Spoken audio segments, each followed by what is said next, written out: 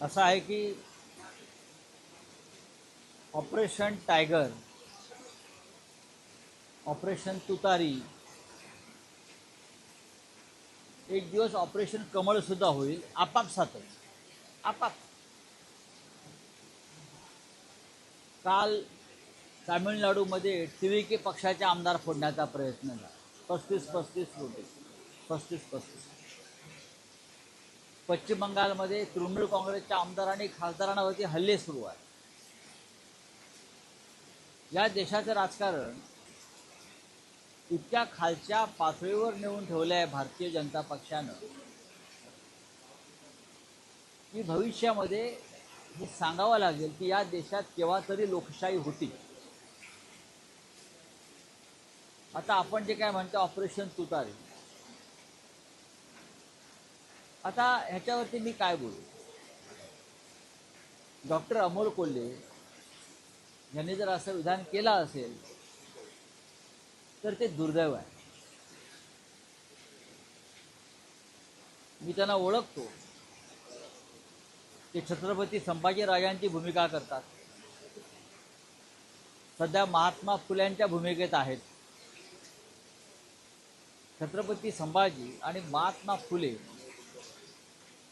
हे स्वाभिमानी आणि धर्माभिमानी, आणि त्यांच्या भूमिकेत शिरणारी व्यक्ती ही धर्मद्रोह आणि विचारद्रोह करणार नाही याची माझ्यासारख्या त्यांच्या चाहत्याला खात्री वाटते. महायुतीचा जर त्यांनी भूमिका मांडली असेल तर महायुतीमध्ये कोण आहे? महायुतीमध्ये धर्मद्रोही आहे, रामद्रोही आहेत ना. राम मंदिराच्या दानपेट्या लुटणाऱ्यांच्या पक्षात कोणी जाणार आहे का? किंवा हिंदुहृदय सम्राट शिवसेना प्रमुख बाळासाहेब ठाकरे यांच्या पक्षाशी बेईमानी करणाऱ्या शिंद्यांच्या गटात कोणी जाणार आहे का? हे एकत्र आहे सगळे. हे रामद्रोही हिंदुद्रोही एकत्र आहे. त्यांच्यामध्ये जाण्याचा विचार जे करत असतील किंवा जे गेले आहेत त्यांना सुद्धा इतिहास धर्मद्रोही, हिंदुद्रोही आणि रामद्रोही म्हणून त्यांची गणना केली जाईल.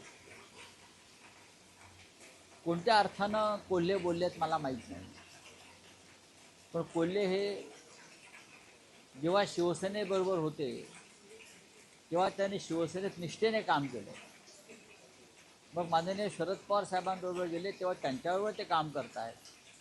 आणि कोल्हे ह्यांना निवडून आणण्यामागे त्या भागातल्या हजारो शिवसैनिकांची मेहनत आहे.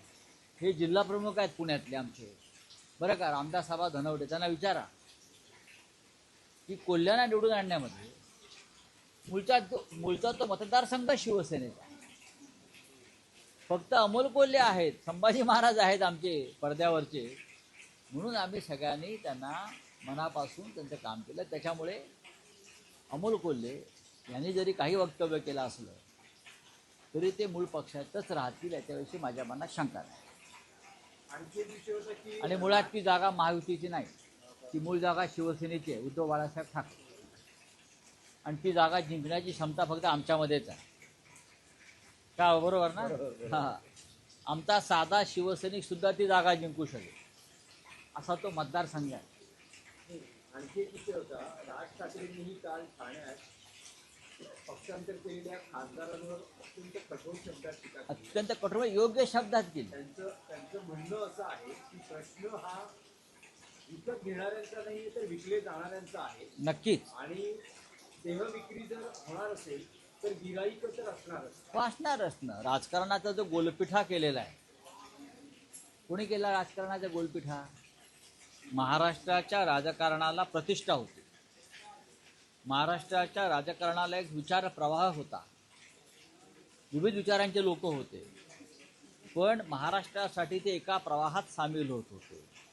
मग यशवंतराव चव्हाण असतील, यशवंतराव मोहिते असतील, बाळासाहेब देसाई असतील, वसंतराव नाईक असतील, वसंतदादा पाटील असतील, आणि दुसऱ्या बाजूला ND पाटील असतील, हिंदुहृदय सम्राट बाळासाहेब ठाकरे असतील, मधु दंडवते असतील, मधु लिमया असतील, जॉर्ज फर्नांडिस असतील, सगळ्या विचारांचे लोक एकत्र यायचे आणि राज्य आणि देशाचा विचार करायचा. आज तसं आहे का?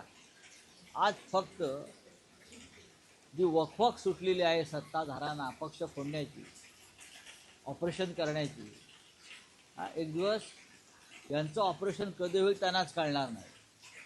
आता मी जर काय अगदी परखड बोललो तर म्हणा संजय राऊत शिवी देतो, पण ज्या भाषेत जी भाषा एखाद्याला कळते त्या भाषेत बोलणं गरजेचं असतं. यांचा DNA एकदा टेस्ट करावा लागेल या सगळ्यांचा, की खरोखर यांच्या अंगामध्ये महाराष्ट्राचं रक्त आहे की नाही, का भेसळ आहे. ऑपरेशन तुतारी करताय, मग ऑपरेशन आमचं पक्षाचं टायगर बिगर हे नावं देऊ नका ऑपरेशनला. हे लांडगे आहेत, हे कोल्हे आहेत, आणि बेसावध ठेवून तुम्ही अशा प्रकारची कामं करताय सत्तेचा वापर करून. यात कुठलं शौर्य आहे? राज ठाकरे जे बोललेलं आहे ते अत्यंत योग्य आहे. दोन्ही बाजूने आहे ते. माल विकायला तयार आहे ना, माल विक्रीसाठी आधी तयार केला जातो. सचिन अहिरांचं काय झालं? सचिन अहिरांचं काय झालं? इकडले जे आमचे खासदार आहेत त्यांना फोडल्याचं बक्षीस म्हणून त्यांना उपसभापती केलं. पक्षात राहून त्यांनी कसं केलं की ते शिवसेनेमध्ये आहेत, पण काम कोणाचं करत होते? शिंदे गटाचे, भाजपचे, फडणवीसांचे. इकडले जे खासदार आहेत जे फुटले शेवटच्या क्षणी, त्याच्यामध्ये फार मोठी कामगिरी ही सचिन अहिरांनी बजावली. आमदारांचं असं म्हणणं आहे की राज ठाकरेंच्या या विधानावर त्यांच्यावर हक्कभंग काही हरकत नाही, पण आम्ही आणणार नाही. आणा ना. कारण त्यांचं असं म्हणणं होतं की एकेकाळी आम्ही राज ठाकरेंबरोबर काम केलं. उद्धव ठाकरेंना जे आमदार, खासदार, नगरसेवक सोडून जाते, स्वतः राज ठाकरेही उद्धव ठाकरेंना सोडून गेले होते. ह्या सगळ्या गोष्टी हा विषय इथे चर्चेचा नाही आहे. महाराष्ट्र नवनिर्माण सेनेचे प्रमुख राज ठाकरे यांनी सध्याच्या राजकारणातलं जे सत्य आहे परत ते सांगितलं. हा देहविक्रय करण्याचाच प्रकार आहे. जो पेजेला देईल त्याच्या शेजेला जायचं, पेजेला देईल त्याच्या शेजेला जाणाऱ्यांची अवलाद राजकारणात निर्माण झालेली आहे दुर्दैवाने. पण उद्या हेच भाजपचे किंवा शिंदे गटाचे लोक त्याच दुसऱ्यांच्या शेजेवर जायला कमी करणार नाहीत. आम्ही तुम्हाला मुलांसारखं सांभाळलं, आमदार खासदारांना पद प्रतिष्ठा दिली, सन्मान दिला, आणि त्यांनी डोळा मारला, तुम्ही तिकडे गेले. लफडं जरी नीट करा ना, लफड्यालाही प्रतिष्ठा असते राजकारणामध्ये. नीट लफडं करा.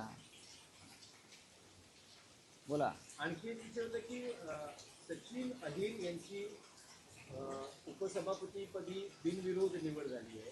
काल शिवसेना उद्धव बाळासाहेब ठाकरे पक्षानं उमेदवारी अर्ज भरलेला मागे घेतला, त्यामुळे ते बिनविरोध निवडून आले. पण त्यांचं असं म्हणणं आहे की मी शिंदे शिवसेनेत जाताना उद्धव ठाकरे यांना मेसेज केला होता मला माहिती आणि त्याला त्यांनी रिप्लायही केला, असं सचिन अहिर यांचं माझ्याकडे माहिती नाही त्याविषयी.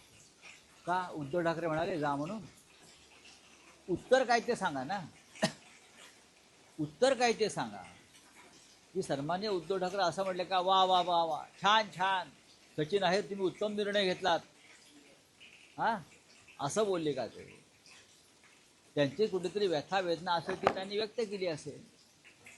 ज्यांच्यावर उद्धव साहेबांनी विश्वास ठेवला अनेक कामात, ते जर अशा प्रकारे बेईमानी करून जात असतील तर त्या नेत्याची भावना काय असेल सांगा ना. किंवा हे जे काय आहे ना, हे गोंधळ निर्माण करू नका उगाच. बोलिए.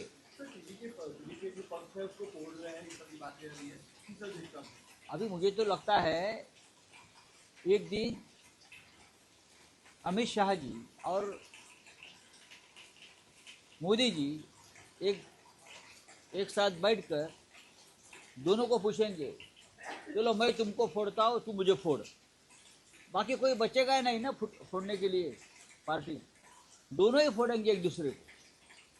बीजेपी फोड़ देंगे. इतनी नशा है पार्टी फोड़ने के लोगों में, कुछ बचा ही नहीं तो अपनी पार्टी फोड़ देंगे ये लोग.